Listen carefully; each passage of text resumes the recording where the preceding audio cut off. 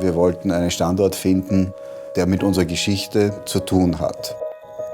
Und dann kam plötzlich die Entscheidung, dass der Südostbahnhof geschlossen wird und man hier den Hauptbahnhof bauen wird. Und das Grundstück des Südostbahnhofs stand plötzlich zur Verfügung. Die Gründerväter der ersten österreichischen Sparkasse haben ja im 19. Jahrhundert viele Sparkassen im Osten und im Südosten Wiens gegründet. Also hat dieser Südostbahnhof eine enorme historische Bedeutung für uns und ist daher ein Standort, der nicht x-beliebig ist, sondern der enorm viel mit der Identität der Erste Group zu tun hat. Das Briefing war sehr interessant, weil es hat eigentlich zwei Briefings gegeben oder zwei Unterlagen hat es im Briefing gegeben. Das eine Mal waren die ganzen funktionalen Anforderungen. Das zweite war die emotionale oder die philosophische Seite. Über die Bildung von Charakter hat das geheißen. Wer sind wir? Wofür stehen wir? Man baut ja nicht für irgendjemanden, sondern man baut hier für jemanden ganz speziellen Bestimmten. Und wenn man sich Gedanken macht, wie dem sein Haus aussehen soll, sollte man auch vorher wissen, wer es eigentlich ist, was ihn bewegt, was ihn antreibt, was ihn beschäftigt. Also das Tollste eigentlich ist, wie die Architekten den Raum aufgenommen haben, den es gegeben hat, mit dem Schweizer Garten, mit dem Belvedere, mit den Ausblicken und unser Gebäude darauf perfekt abgestimmt haben. Unsere Vision für den ersten Campus war, eine zum Stadtraum geöffnete, naturverbundene Architektur zu schaffen, die Identität durch Raum schafft.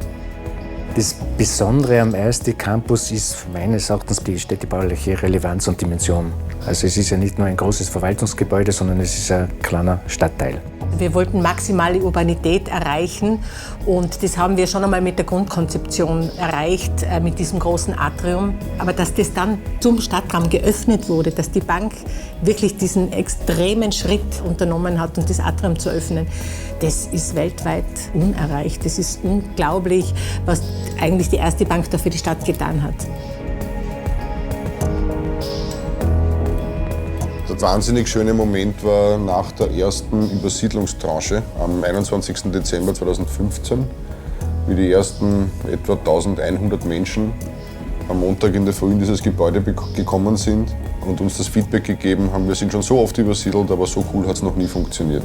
Die Bestätigung unseres Erfolgs liegt für mich darin, dass wir vor 4-5 Jahren in ganz Europa herumgefahren sind und uns Referenzprojekte angeschaut haben und jetzt, 2016, wir die Referenz sind.